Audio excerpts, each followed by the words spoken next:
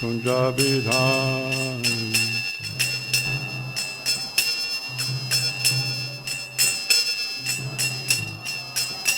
Jaya Shri Krishna Chaitanya Prabhu Nityananda Shri Advaita Gadadhar Srivasa Oh Bhaktavrinda Shri Krishna Chaitanya Prabhu Nityananda Shri Advaita Gadadhar Srivasa Oh Bhaktavrinda Jaya Shri Krishna Chaitanya Prabhu Nityananda Shri Advaita Gadadhar Srivasadi Oh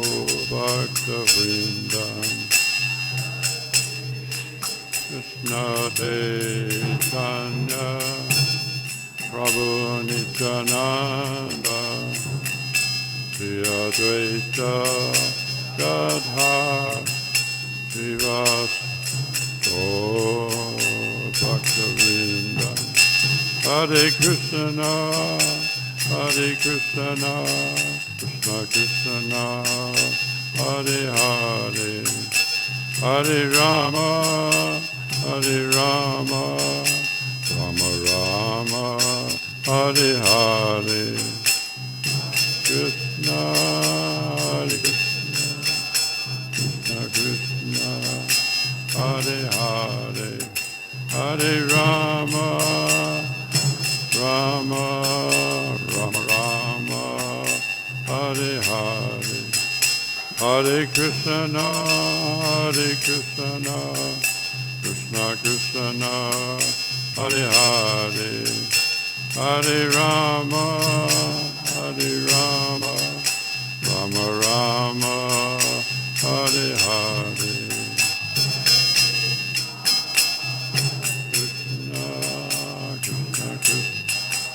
Hare Hare, Hare Rama, Hare Rama, Rama Rama, Hare Hare.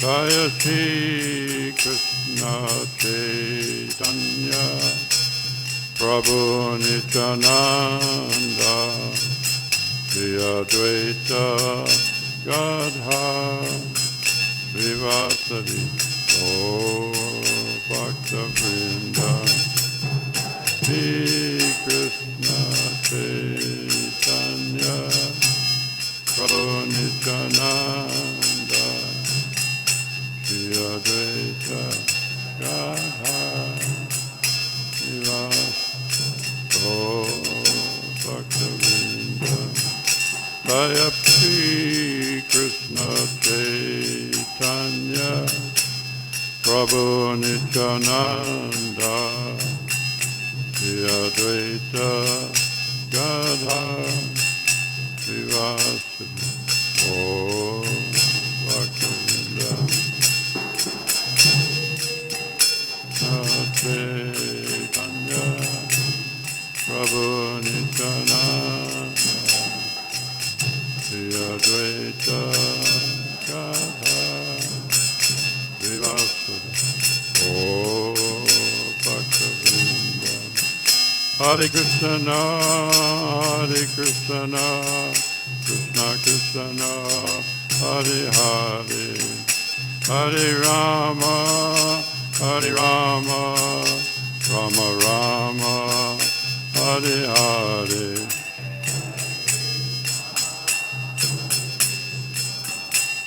Krishna, Hare Hare, Rama, Hare Rama, Rama Rama, Hare Hare, Hare Krishna, Hare Krishna, Krishna Krishna, Hare Hare, Hare Rama, Hare Rama, Rama Rama, Hare Hare.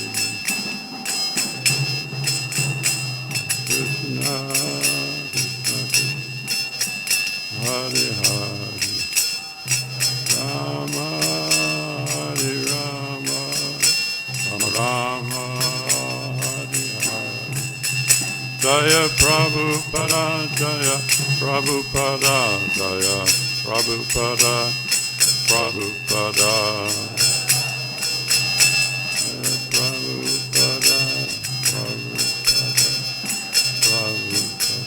Prabhupada, Prabhupada, Prabhupada, Prabhupada.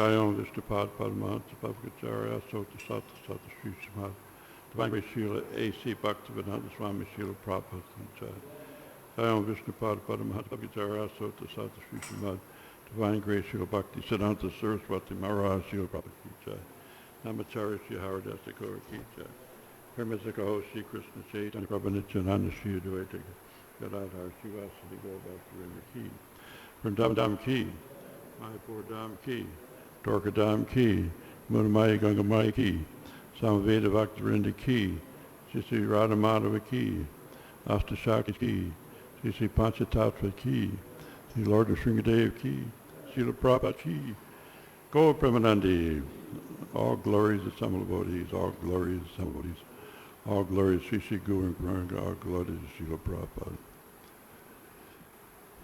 Om Namo Bhagavate Vasudevaya. Om Namo Bhagavate Vasudevaya. Om Namo Bhagavate Vasudevaya. Srimad Bhagavatam, Canto 10, Chapter 1, Text 44. Tasman na kashyashid druam acherat sa tata vidyaha atmanana kesmam advichan durghur vai parato payam tesmancha kazachidaram acharit satatat pijha atmanat tasman avijan durgo vai paratav bhavan.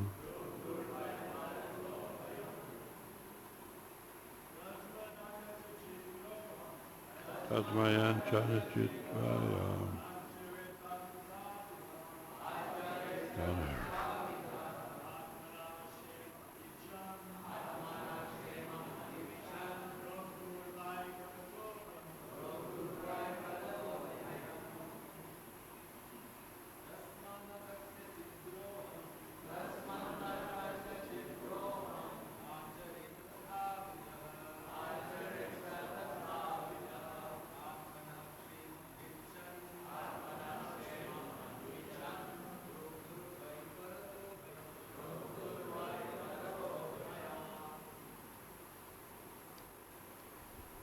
Ladies.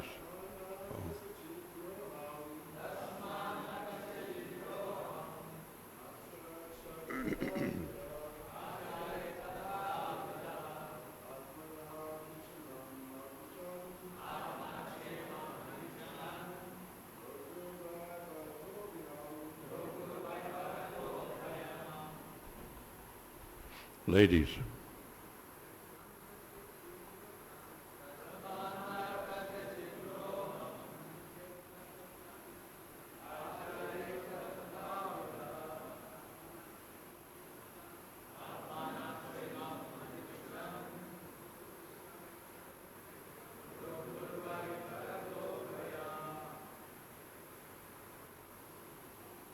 Tasmat, therefore, na, not, kashichit, of anyone, durham, envy, acharat, one should act, sa, a person, kamsa, tata vidha, who has been advised in such a way, by Vasudeva. Atmanaha, his own, Kashmam, welfare, Avichahan, if he desires, Drogyaha, the one who is envious of others, Vai, indeed, Parataha, from others, Vayam, there is a cause of fear. Translation purport by Divine Grace, Srila Prabhupada Chai. Therefore, since envious, impious activities cause a body in which one suffers in the next life, why should one act impiously? Concerning one's welfare, one should not envy anyone, for an envious person must always fear harm from his enemies, either in this life or in the next. Please repeat.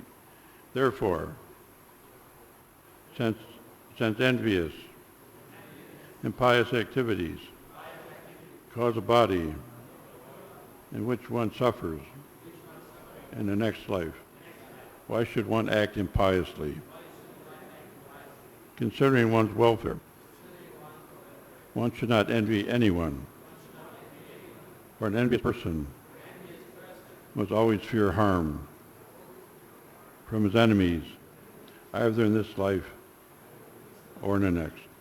Purport. Instead of being inimical towards other living entities, one should act piously by engaging in the service of the Supreme Lord, thus avoiding a fearful situation both in this life and in the next. In this regard, the following moral instruction of the great politician Janaka Pandit is very meaningful. Tiyaj Duriyan Sarigam Vajasadu Madigam Kuru Punam Yad Patyam Saranam Nityam Anityatam. One should give up the company of devils, demons, and non-devotees,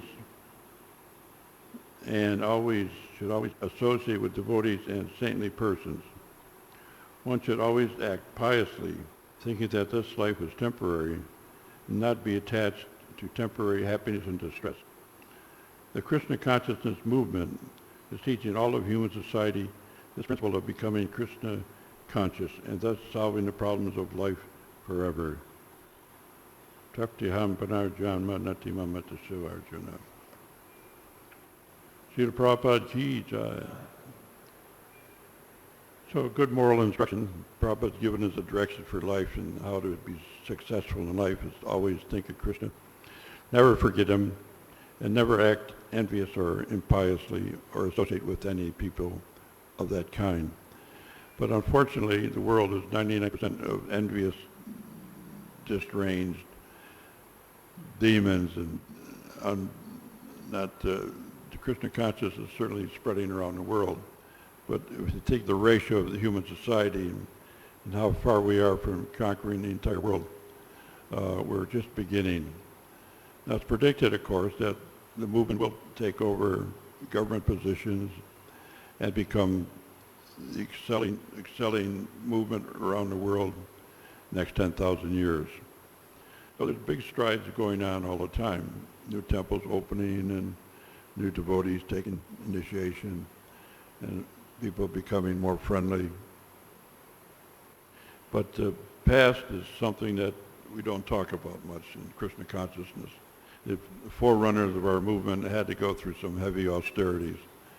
On one occasion, there were two devotees cursing each other, taking out their threads and breaking their threads and cursing each other to fall down. So guess what happened? They both fell down.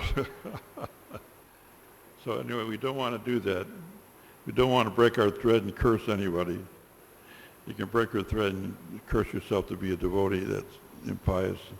We don't do that either. So the Krishna Conscious Society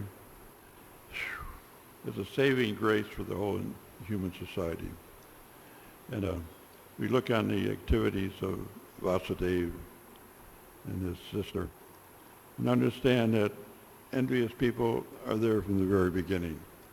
The history of society is one of wars and envious nature of people hurting each other. And so probably given the solution for a peaceful society. And in Chicago, he gave instruction to the lieutenant who was in charge of the public relations for the police department. Chicago is noted for crime, starting with Al Capone and others. So in any case, the crime rate in the world has dropped. Ultimately, there's not as much crime. I can bring it closer. There's not as much crime going on as there was before our movement started. I joined in Miami, but I was in New York and I saw Prabhupada on the street in 1966. And I had no idea where this whole thing was going. And finally, when I did become associated with the devotees, it was like finding finding like déjà vu, finding something that I experienced in the previous life. How many have had that experience? 1, 2, 3. So you were recognizing that you were here before, but all the faces are different. So that's basically what happens to most devotees in the beginning. They are associating with Prabhupada and brought here from the spiritual world to associate and to accelerate Srila Prabhupada's movement. We're all part of the whole deal, that actually Prabhupada gave us a mercy for the next 10,000 years. We are the recipients and the givers of this kind of mercy, persuasion, tolerance, understanding, and transmission. So the way we transmit this philosophy is really important. We're not to associate with all these demons and envious people, but what to do. And Prabhupada says unfortunately, we have to preach and associate with them to some degree. I remember first book distribution, I was told actually, if you don't give a book to a person, he misses the whole 10,000 golden years. And he goes back in the in-breath of Mahavishnu. That means millions of years you'll have to go back and maybe take an animal birth and ultimately miss the whole Krishna conscious society imprint on human behavior. So therefore, one must do that. One must give books, preach, and give out the philosophy in any means possible.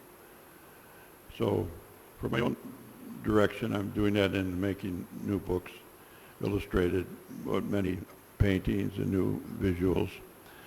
And Prabhupada give that to the first artist, and I was one of the first ones to join the Bhagavatam series, or CC, when it was first starting.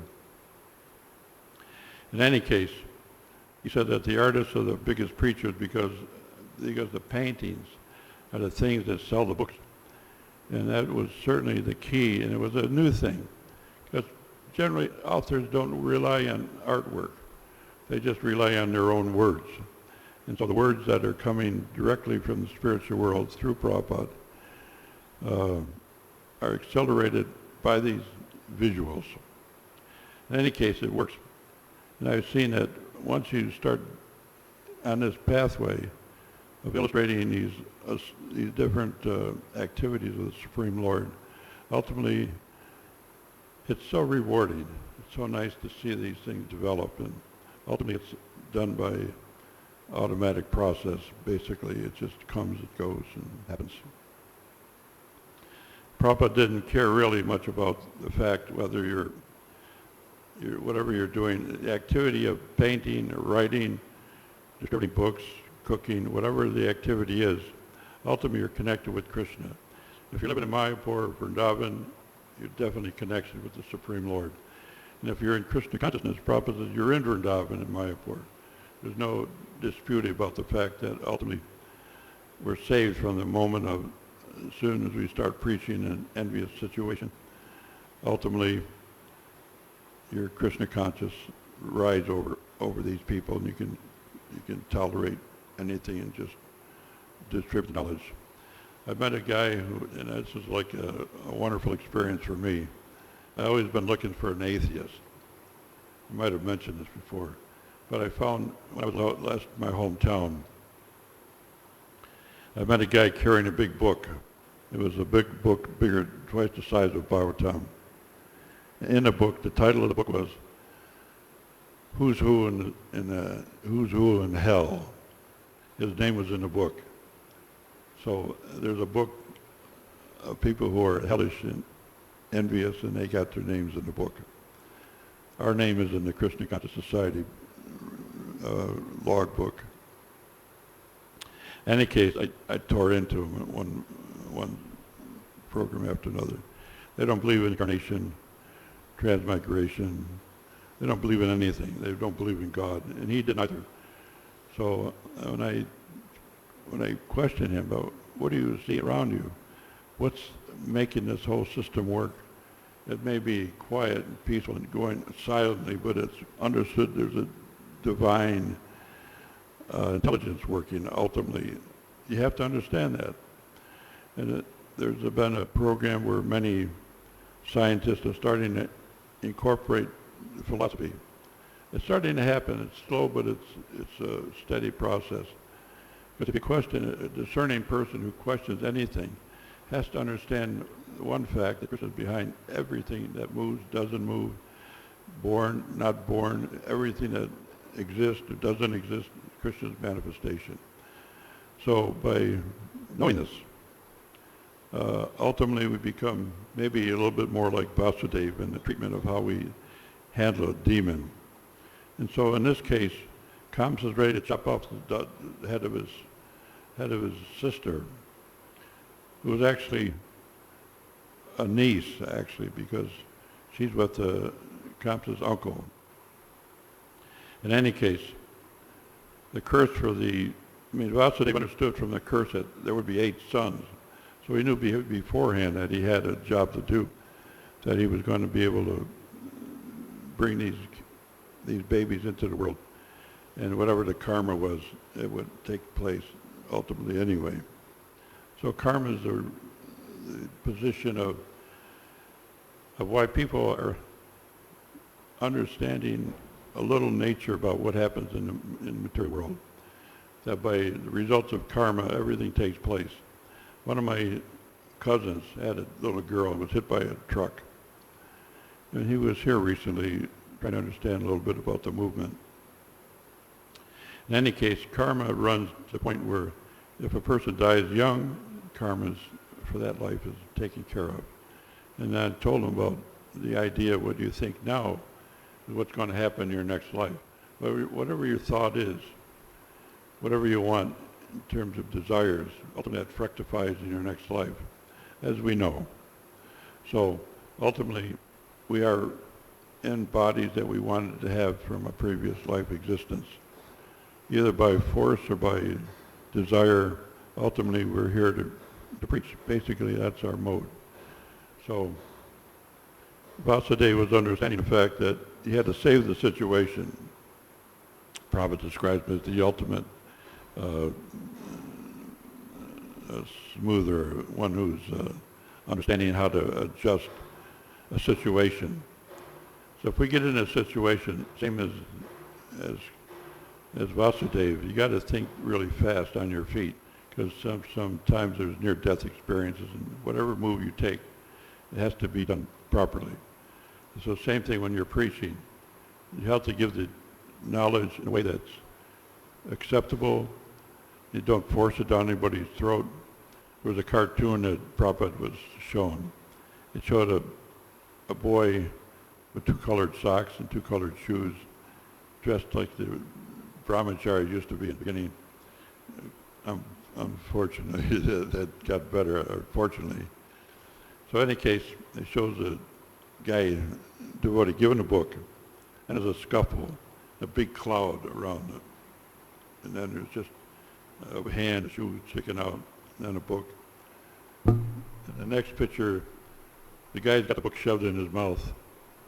And the boy's walking away counting the money. Probably got a big laugh out of that. He thought that was really funny.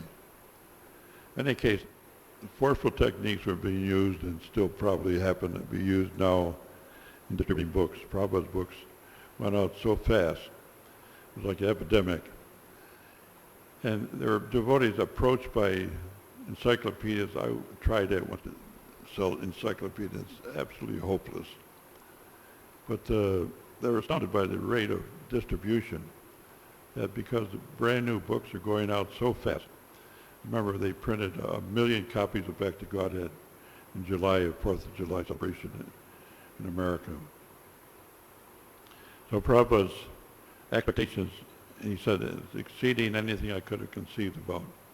So the distribution went into high gear. And so Vasudeva again is like, think of the situation. Okay, I got to save my wife at least that much. And if these 8 children, if one's going to kill them, then maybe that'll happen before. And so then Narada Muni appears in the scene. And so Narada Muni is the devil's advocate. You know what a devil's advocate is? It's a guy who's a lawyer for the devil. He causes trouble all the time.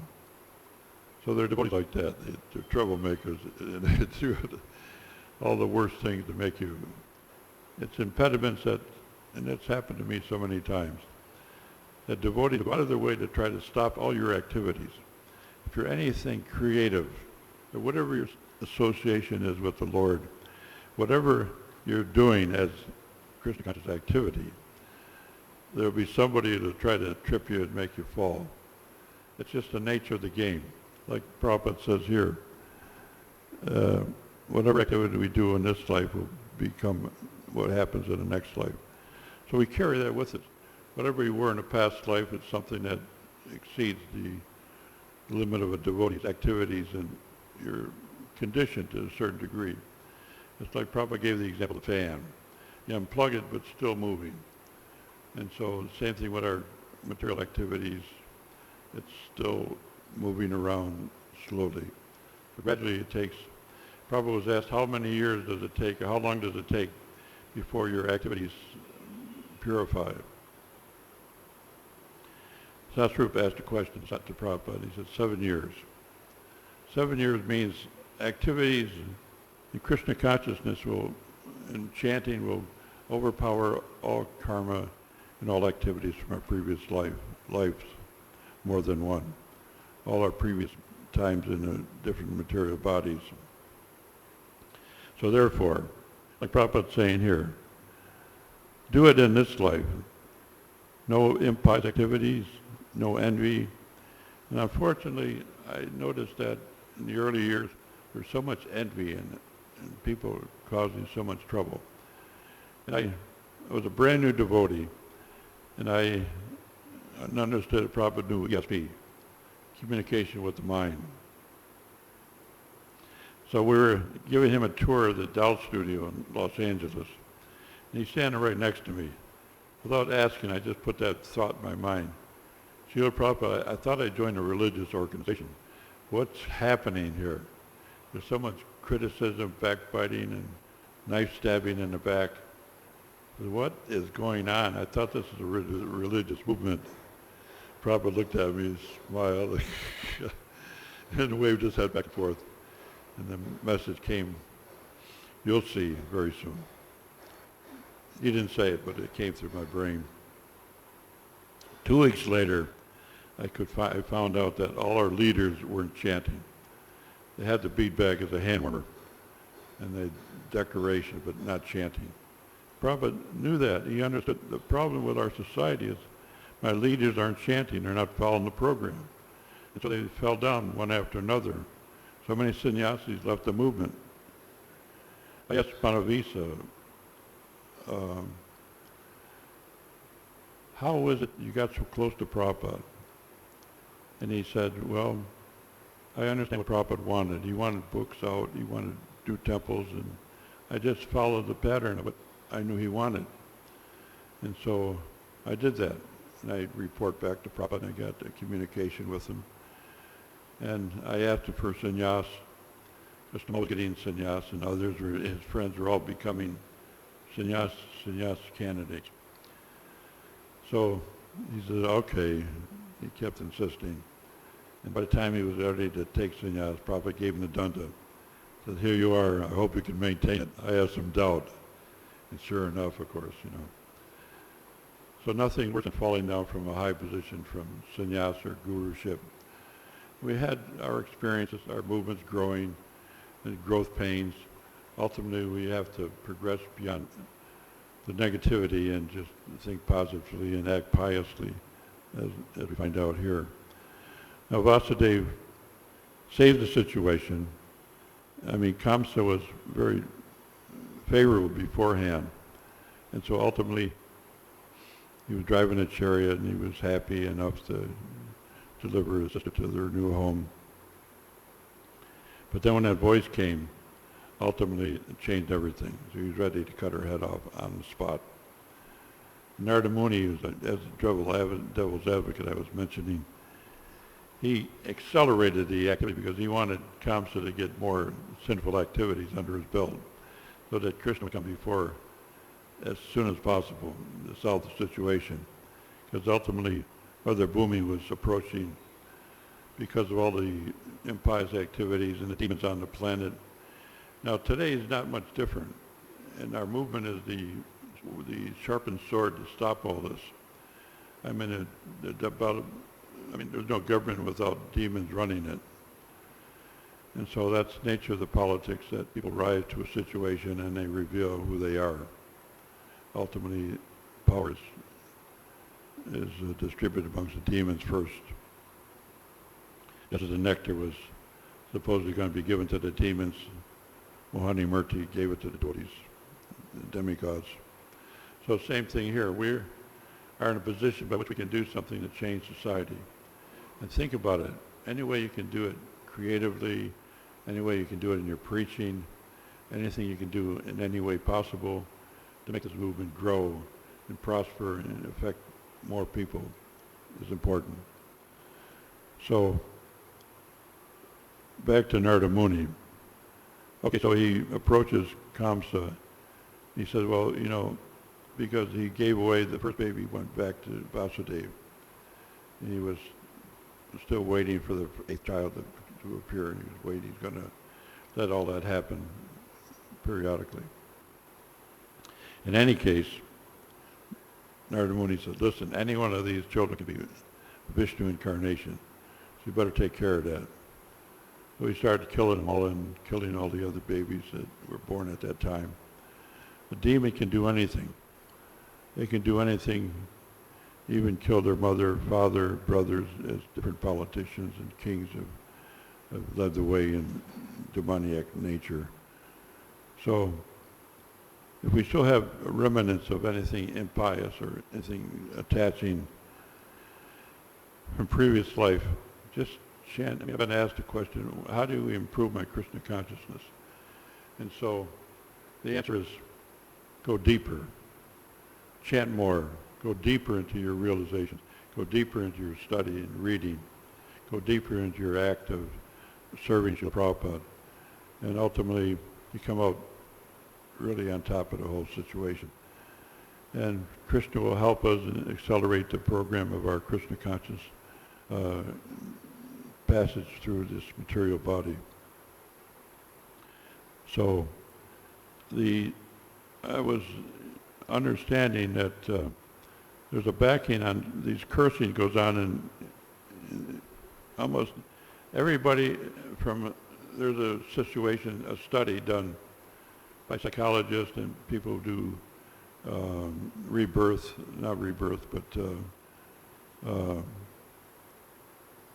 reading transmigration of the soul, going back in their bodies and previous incarnations of different births and to understand why they got the body they have. So ultimately, almost everything that was found out was all about cursing.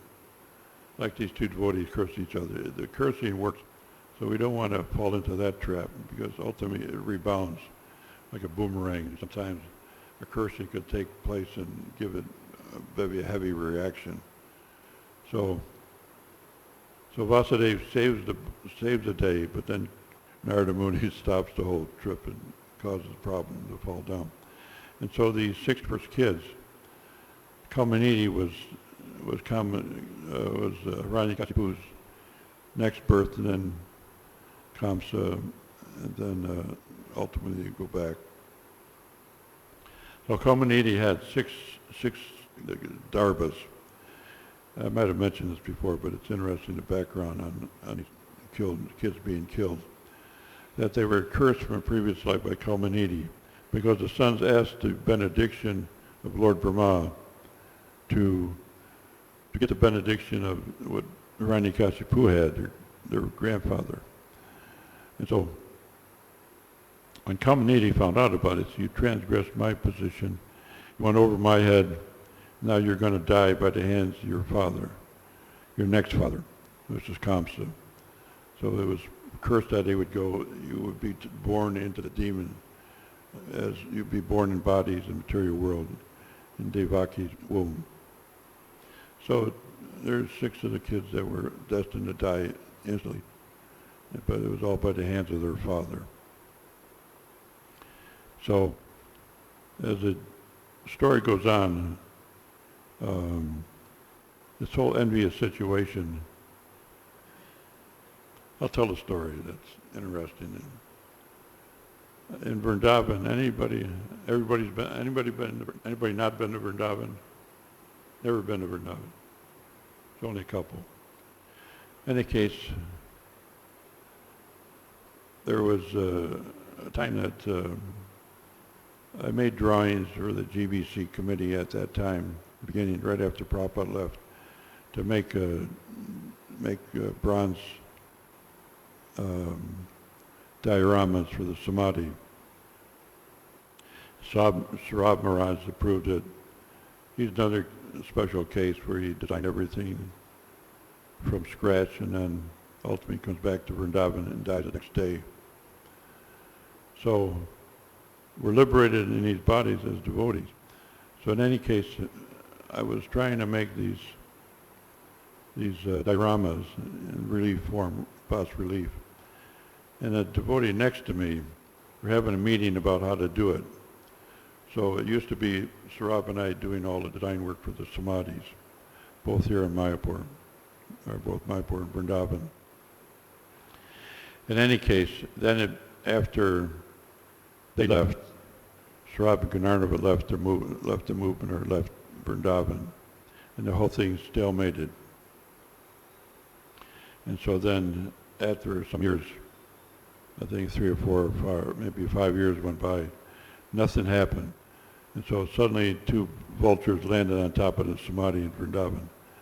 I called up the temple president and I said, look, we got to do something. We got to stop this activity of inactivity and start the Samadhi and get it over and get it finished. So in any case, it did start again. It was called Samadhi Now. I designed a poster for it, gave the name. And so Samadhi started, the activity started. I'm working on a book on that, the background of the Samadhis and how it came to place and how much envy there was in the beginning of this. I mean, the best we can do, if you're hankering for a high position, you want to get to the top of the line. Ultimately, you're in danger already. If you kick back and you try the best you can do with what you have, ultimately you're in better shape. And there's no envy. And whatever you do, do it quietly because someone will try to break your head. So I did these panels. And the first time I did with half the body of Prabhupada, all in Prabhupada, of course. Then I had to redo it, make a full body. Then I had them ready. I had 5 lakhs given from Bombay. And so the money went into a truck or a car for the Samadhi, new management. So I went on, I got 5 more lakhs. And I started and I did it independently. And ultimately the devotees kept looking at us, how's the work going? We didn't know what we were doing. Bronze is a brand new look. In any case, we hired an expert in the field and we started casting. And so there were 5 casters, there were bronze casters in India here in Vrindavan, a camp. And so they all came to see the first pour. Now if you know anything about bronze casting, you're heating up metal until it's white hot and liquid. And so generally in industry they have asbestos suits and thick boots in case one drop of that white metal touches your skin, it'll go right through your body.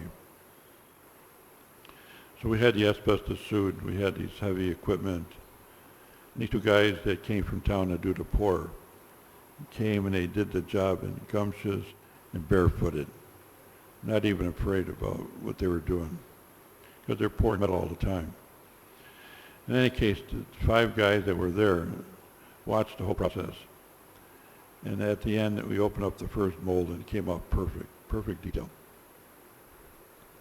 They said, now we believe in God, because if you can do this and get the result you've got, ultimately God's involved here. So God is involved in everything we do, especially in the arts. My God, it's just amazing. In any case, we went on with the work. We got all that detail perfectly done, because all the piping and runners and risers were inside the pieces. So the outside was practically intact, full detail. So first couple pieces were done, and the mother of those 2 guys came to my studio, which was underneath the guest house, and looked at the piece and looked at it really quick and dropped it on the counter and ran out. Came back with their 2 brothers, their 2 sons. They were the bronze casters that were the rivals. And so they couldn't believe what they saw. Every detail was there, no question about it. So then the panels were supposed to go into the samadhi. And 2 devotees went out of their way to stop it. And we don't like it, we're at the body, but we let these panels go into the samadhi. It's okay. So I took the panels, loaded on a train for Bombay, and had a show in Bombay, and had big success in terms of recognition for the artwork. And the top artist in India came for the show, and he kept coming back with his friends. And he said, you know, I'm a painter. All I'm doing is painting, but you're doing bronze, you're doing sculpture, painting, architecture, you're doing all these things. Anyway, we became good friends, and he started seeing as he's about to leave his body, he did a lot of Krishna paintings for Hollywood. He was the top artist in India. We were really good friends. In any case, his son, who was attending his father at the end, the father's about to leave the body, and he says, I'm seeing in my paintings what I did before. I'm seeing Krishna in those pictures. He actually manifested to me in those different pictures. As I'm at the last breath, I see Krishna exactly there in everything I did. So he had a benediction to be able to do Krishna Leela, and he wanted to do more, come to Vrindavan and work together, but he died. But anyway, that's something you got to look forward to when we pass and leave our body. That's a graduation exercise. That whatever you're thinking at the time of death, you're gonna get the next reward. So our chanting is a train-up program to get us to the point where we can understand about chanting and about like a runner training. You have to practice. And chanting is that practice to get us back home, back to Godhead. I got a few more points to make.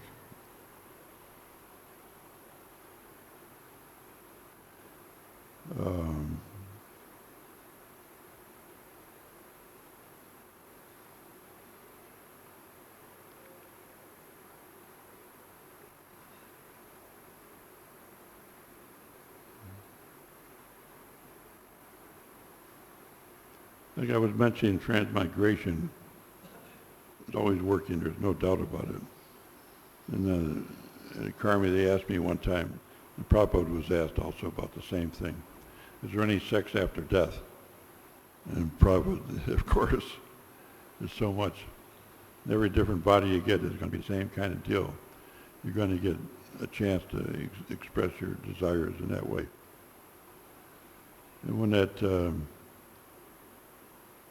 when a wedding takes place, the kings were very gracious and very accommodating, and when they give a dowry, it's massive. 400 elephants with golden garlands, 10,000 horses, 18,000 chariots decorated, 2,000 beautiful handmaids. So the kings had the opportunity to do amazing things. So Vasudeva was ready to do whatever he had to do. He tells his brother-in-law, this is not a good thing. What you're about to do is not going to help your reputation. Ultimately, you're going to be a demon in this life and your next life. Sinclair did it anyway, so ultimately, back to the beginning on this translation, the envious nature of different devotees is there, even as we're taking a bath, and if somebody comes along brand new, he's brand new in the movement, doesn't know the philosophy, we have to bend over a little bit and accommodate that person. And if there's a trace of envy, and there can be, I would just mention that these different devotees that try to put obstacles in front of your pathway is part of Krishna's plan. That actually everything that happens is pre-designed and predetermined, predestined. And so if you're getting a hard time, it's an advice that I've always given and taken myself. Because when we preach, we're actually talking to ourselves. We're trying to make the whole conversation, reach deep into the heart. So the deeper it reaches, the better off and the more stronger Krishna consciousness. So just keep it in mind in terms of whatever activities we perform to go deeper inside and come up top on any questions. That microphone.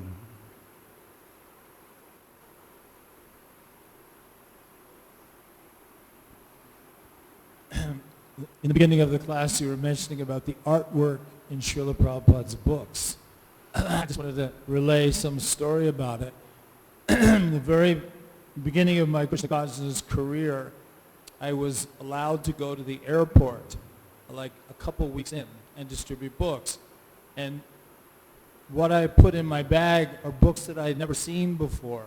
So when I would pull it out and show people, I didn't know what to say about the book. I didn't have my lines down yet, my clever lines. So I would just open up and look at a picture. And every picture I would look at, I go, whoa, look at this. Wow, look, that's so amazing. And I would describe the picture. And then people would be looking at me and thinking, he's really excited about this. Look at that. Every picture, he's just like, he's getting off on it so incredibly. And it actually, it was the best sales thing I could have possibly done, is simply show the pictures. Because the pictures tell a story. There's a famous line. Every picture tells a story. So Prabhupada's books he was very specific in what he wanted in there. And once he approved them, he didn't want them changed as you know. So these are very special artwork. Rameshwar and Radha Ballabha, both of them were talking to Prabhupada about changing the pictures. And he got so angry. He was furious. He's banging on the table saying, you're ruining my books. You're a bunch of demons and you're going to destroy everything I've done already. Don't change anything. That's just the pictures. Then the words, oh my God. Here we go. That's still in the... In Romesh, I was actually saying to him, but Srila Prabhupada, we are so much better now as artists, and Prabhupada, like you said, slammed his fist on the table. And Romesh said it was the most angry, and I never wanted to do that again. So he just slunk out of the room like, whoa, what did I do? Srila Prabhupada, geez. Anyway, not yet. The one more story. Rameshwar tells many stories about the importance about the artist. And Prabhupada said, I don't care what kind of writing you do as long as you're writing. He was talking about the painting. Because Charles Haas and a few others are trying to get their paintings into the book. And so it's not important. The activity is the importance. That you're doing it. You're painting for Krishna. And ultimately, you go back home because of that, for sure. I got transferred into the Fate organization. And we were making all the new dioramas, and Papa wanted, like his spiritual master, dioramas are very important for preaching. But the book is worth 1,000, a picture is worth 1,000 words, a diorama is worth 1,000 pictures. And so we thought like that, and we were making new dioramas, new artwork. And Prabhupada was very pleased with the whole but he wanted one diorama a day. We couldn't do it. It wasn't possible. But it was a training program, and ultimately we get trained up in different ways. Donovan had his Bhakti program starting, the first one in existence, and ultimately new devotees were coming and staying, some and some going. So, but the books are the basis, and Prabhupada changed the world by writing these books. We're so fortunate to have the books, so fortunate to be here, so fortunate to be devotees, and so fortunate to go on in our Krishna consciousness. And so, while we still have life still have energy and life left in us, it should be directed toward helping others. There's a story about the people in Fatima when the Virgin Mary appeared to these 4 children. It was mentioned that they did a study that anybody who was not thinking of their own problems, was thinking of helping others, got the vision also. So even from the Bible and from that direction, ultimately there's progress. There's one devotee who was in Wisconsin, Minnesota, one of those Midwestern states. He went to his parish priest. He was going to ask some questions or have a debate. And so he ended up talking to his hometown priest. And he said, "Oh, you're a devotee. I was a devotee I was a devotee before. I was sannyasi." He became a priest in the Midwest America. I won't mention his name. Can you imagine having the greatest philosophy, having the most knowledge that is accumulated for mankind, to go back and to be a priest? And I had to, when I was in my hometown last time, my sisters, they go to church. So they make me go with them. So I sit there and listen to the sermons. And they're okay up to a certain point. They're very scholarly. They can take the Bible and twist it and manipulate it and extract the nectar, whatever they can get from the Bible. Now, the Bible's been changed so many times, so it's a little bit obscure. But they have a limited ability to preach because it only goes that far. They have nothing in front of them.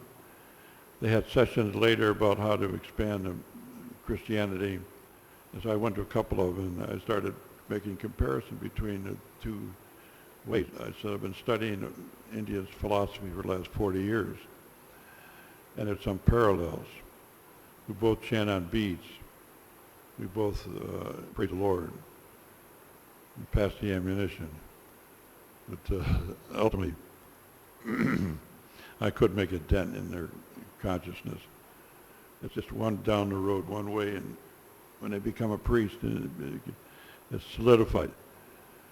You know about these, there's a way that it happens to people after they get a certain age.